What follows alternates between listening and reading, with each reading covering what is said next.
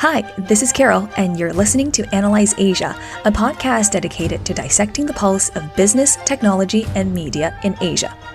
In our last episode, we spoke with Stephanie Davis from Google on the Economy Southeast Asia 2020 report.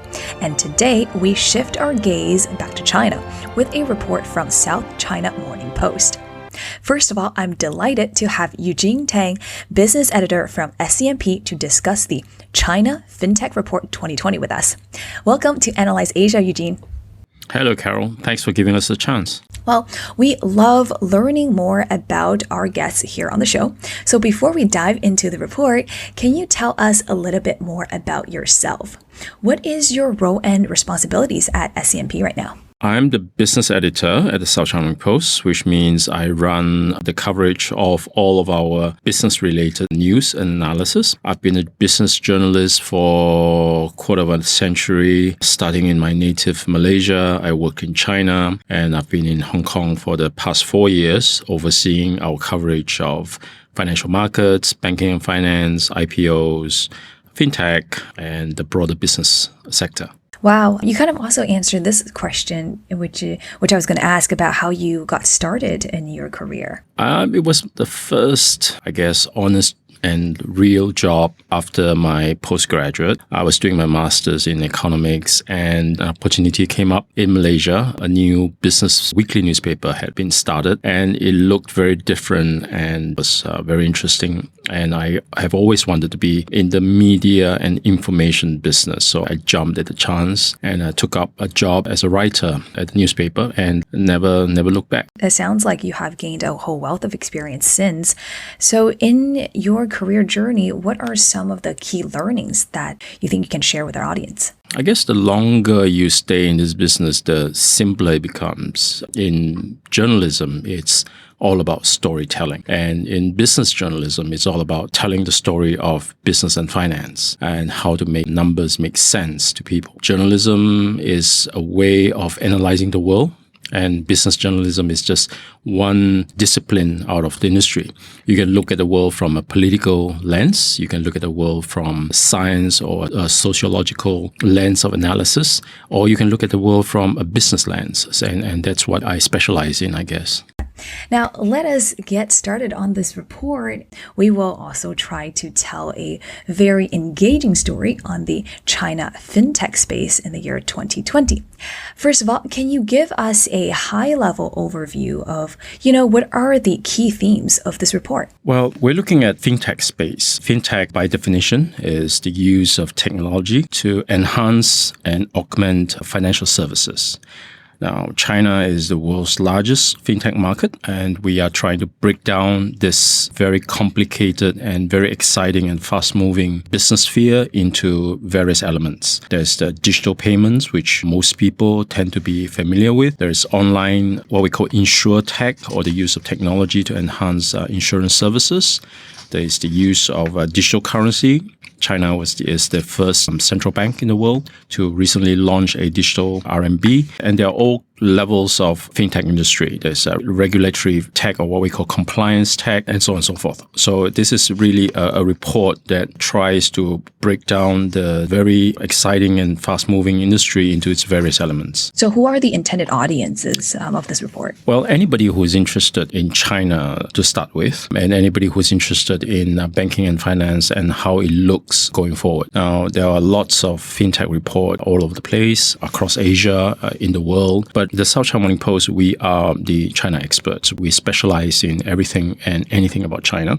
So we decided to take a deep dive on the China fintech space specifically, especially how people who have visited China recently keep marveling at the fact that you can go 24, 48, 72 hours in around China without spending a single physical yuan in physical currency. And we try to explain that and break this down to say, why is this happening? How has the world's second largest economy also become a fintech market of this size?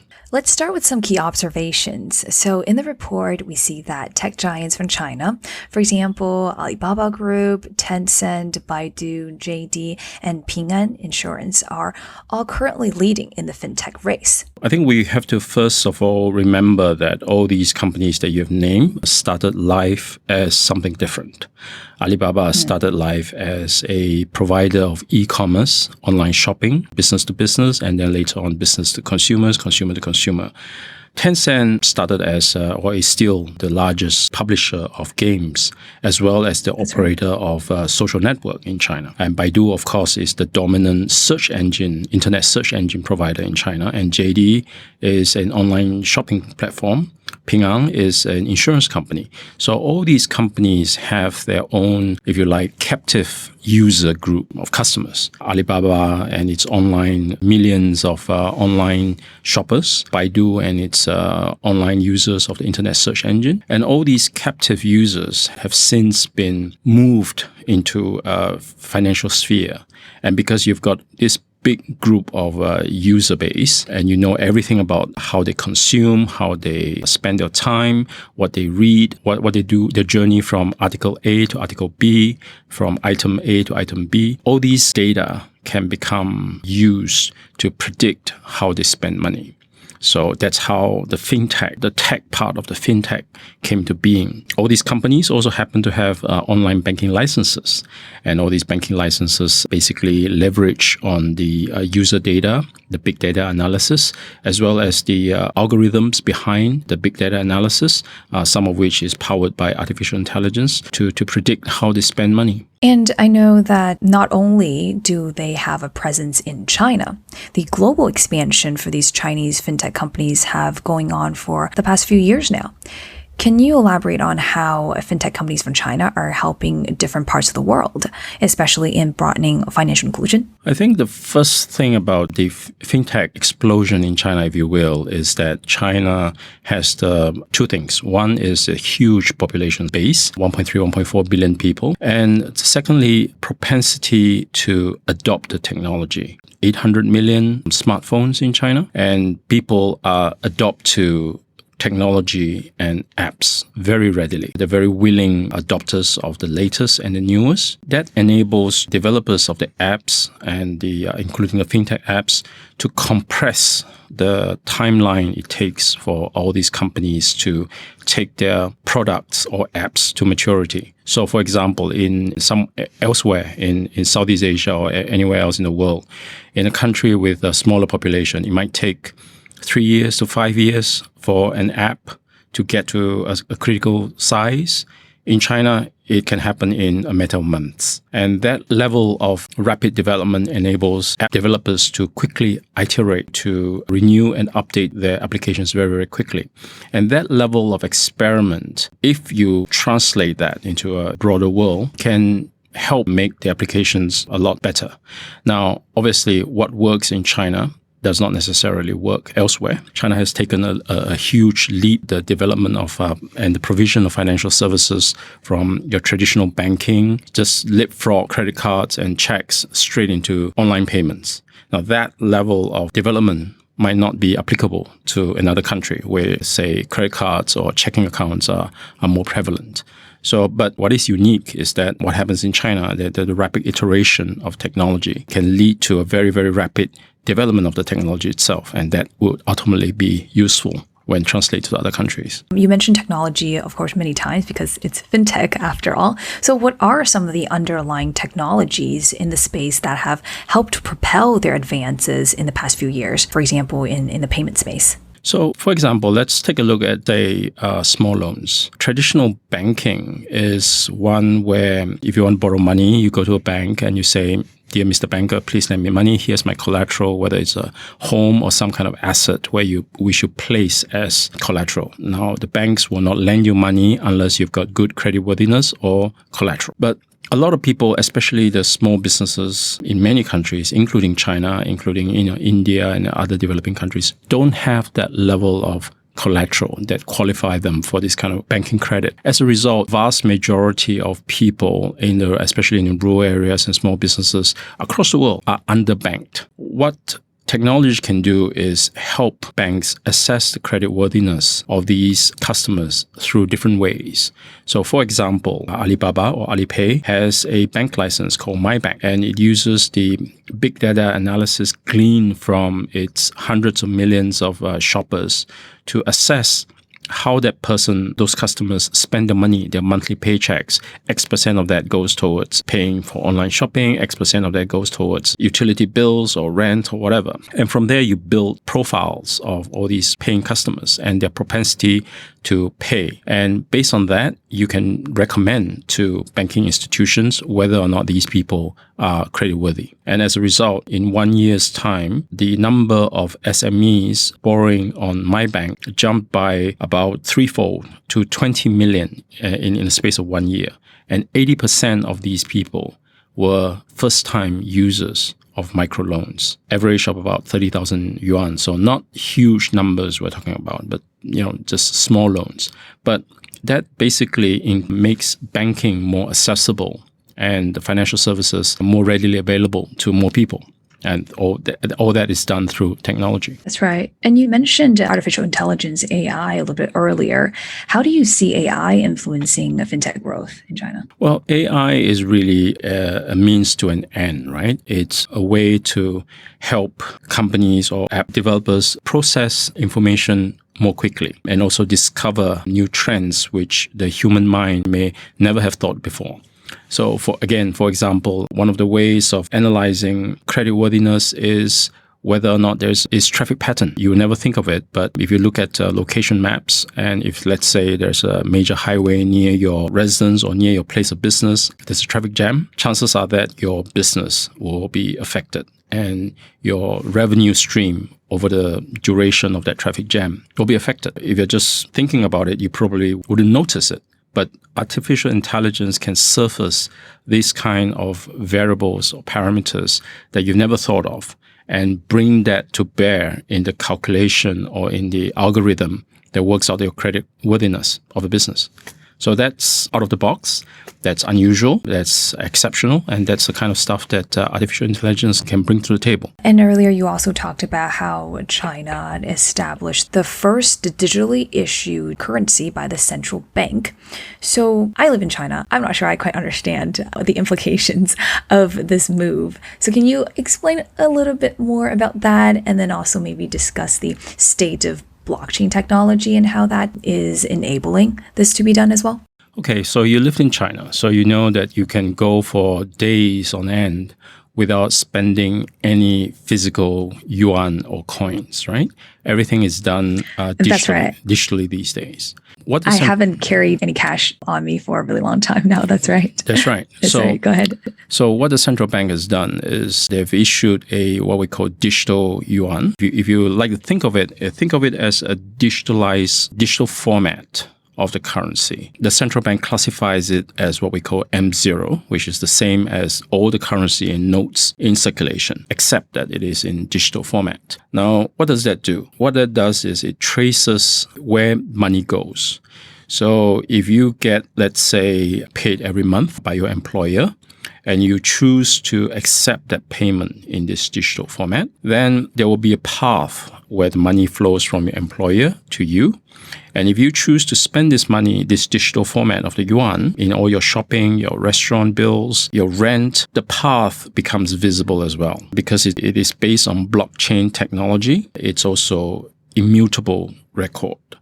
So over time, you start to get a view of how money flows within the economy. Now, this has huge impact for economic policy making because previously, or rather currently, when the central bank or the government imposes some kind of a monetary policy, whether you raise interest rates or you cut interest rates, you don't really have a very clear idea of what that impact is going to be. Not really. It's by approximation. It's educated guess. It's not very precise. But imagine if you can see where every single yuan goes, from your employer to the employee, from the employee to the restaurant, from the restaurant, and on and on it goes. Where you see every single yuan, then the policy making becomes different. When the government needs to, say, stimulate the economy or fight inflation or think of any economic phenomenon you need to. This becomes a very, very valuable tool. It becomes data that can be very, very useful. It's also very highly specific because you don't need to require a very blunt tool like the monetary policy or interest rate that kills everything or touches everything, but you can have a very, very specific tool. It may be that this is an economic problem in a particular city or in a particular province, in which case you don't need a nationwide interest rate policy to solve that problem. You just need a very specific administrative policy to tackle the issue. So implication, it's still obviously still very early days. It's just been introduced this year. 4 cities in China are undergoing the experiment. So it's still early days. But if it's carried out properly, it could have very far-reaching implications. What are the 4 cities, by the way? The 4 cities are Suzhou, Shenzhen, Chengdu, and the new area of Xiong'an outside of Beijing in Hebei province, as well as the venue for the 2022 Winter Olympic Games in Beijing. Interesting. Okay. I live in Shanghai, so I guess I am not subject to this new experiment, but that would be quite exciting. Some implications I can think of are maybe, it's definitely more difficult for maybe money laundering, and the government will also have a better grasp of the taxes that they need to collect as well. Has there already been some regulatory shifts for the Chinese fintech space as a result? What are some of the changes that has happened this year? I think the first thing to note is that over the past decade and a half, fintech has really been little regulated. Internet economy is really quite new in China. And the fintech space, as we have defined it, has really been happy hunting ground for a lot of fintech companies. The regulators have been debating and discussing rules for many years, but there haven't really been any kind of wide-scale rules of the game, if you will. There are rules specific to peer-to-peer lending. There are rules specific to online lending. There are rules specific to online securities, for example. But there's nothing that covers the entire industry. It's gotten to a stage where certain questions are being asked as to whether and how the industry should be governed going forward, especially when so much of the financial services, from payments to insurance to wealth management, is now all connected in one way or another with technology. What are the risks to the financial system? What are the do's and don'ts? Are there any potential gray rhinos or black swan events that could happen? What if the AI algorithm governing the online loans, what if they go wrong? Who bears the risk? All these questions which we currently don't have answers to surfacing. So the regulators are beginning to sort of take action and say, okay, we need to slow down. We need to think about these. We need to have a debate. We need to discuss what are some of these parameters. We need to ring-fence them. We need to make sure that whatever happens, whatever goes wrong on fintech does not affect the entire financial system. And that's what's happening in China right now. So what are some of the new rules that are already in play that will change the landscape in the next year? Like we say, the rules are still being discussed. But one of the things that we do know is that fintech companies that lend money online being asked to put up more capital so they have more skin in the game, so to speak. Because the previous model has been that, for example, a fintech company, and there are hundreds of these kinds of fintech companies, would analyze loans, creditworthiness, let's say Carol, based on your spending habits and what kind of movies you watch, what kind of books you read, how creditworthy you are. You group these 1,000 Carols together and sell them to a bank and say, okay, these 1,000 Carols are creditworthy, therefore we recommend that you lend money to them. So the bank will lend money based on their recommendation. But who carries that risk? Not the fintech company. It's the bank. The bank carries that risk. Even if there's 1.5% of that population that defaults, the bank carries that risk. So fintech companies are also now being asked to share that burden, put up more capital. So one of the rules is to put up 30%, the equivalent of 30% of the loans book in capital. So that will reduce the amount of what we call gearing available to these fintech companies and basically make them more accountable to the risks that they underwrite and recommend. So that's one of the many things that are being discussed. There probably will be a lot more, like I say, because the industry had been pretty much unregulated for many, many years. So I guess there are a lot of discussions, a lot of questions that need to be asked. We honestly can't have a discussion about the Chinese fintech space if we don't talk about what has been in the news recently, right, which is the Ant IPO that has been halted. It is written in the report that Ant Financial is the most valuable fintech company in the world, sitting at a valuation about 200 billion USD as of September 18th, 2020. This much anticipated IPO has been stopped for now, in part because of their clash with the financial regulatory body in China. Can you offer your perspective on this issue? First of all, a disclaimer, Ant is an affiliate of Alibaba, which owns our newspaper. Secondly, it's part of that ongoing discussion about what's happening in the China fintech space. Like I say, it's been more than a decade where fintech companies have been given a freedom to roam and to grow. And a lot of these questions that have been asked have not been answered. So I guess the regulators have decided that it's better to reinforce the barn door, so to speak, before the horse bolts than after the fact. And that's what happened. The Ant Group has been asked to align the business practice to the new regulatory environment. It will be a process going forward for the company and for the regulators to align their expectations and answer some of these questions that are very, very important for the future and healthy growth of the fintech industry. Thank you so much for explaining all of these more complex issues, but in such a simple, coherent manner. Now, putting together this report, because you're a business editor, of course you are very well aware of what's happening in this space, but were there anything that really surprised you when this report was produced that you'd want to share with our audience?